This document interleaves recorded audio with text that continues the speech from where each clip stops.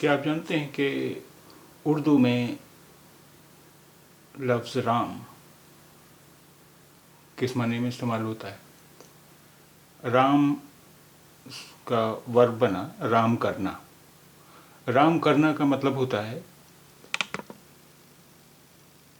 کسی کا دل جیتنا، ناراضگی دور کرنا، شانت کرنا، غصہ کم کرنا. رام کرنا یعنی دل جیتنا، ناراضگی دور کرنا، غصہ شانت کرنا وغیرہ. مثلاً اس نے مجھے رام کر لیا، یعنی اس نے میرا دل جیت لیا.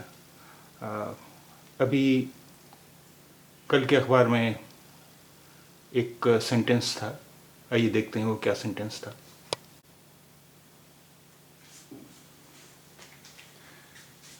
دیکھیے یہاں رام کرنا کا کس طرح استعمال کیا گیا ہے اس خبر میں. دیکھیے،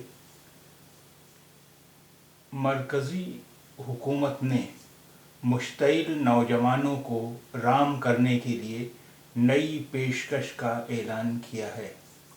مرکزی حکومت نے مشتعل نوجوانوں کو رام کرنے کے لیے نئی پیشکش کا اعلان کیا ہے.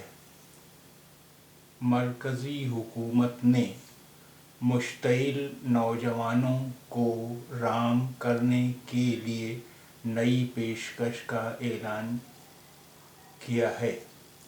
یعنی اس کا مطلب یہ ہوا کہ جو یعنی بھڑکے ہوئے نوجوان تھے، جو اتےجت نوجوان تھے، انہیں شانت کرنے کے لیے کیندر سرکار نے کچھ نئی سویدھاؤں کا اعلان کیا ہے.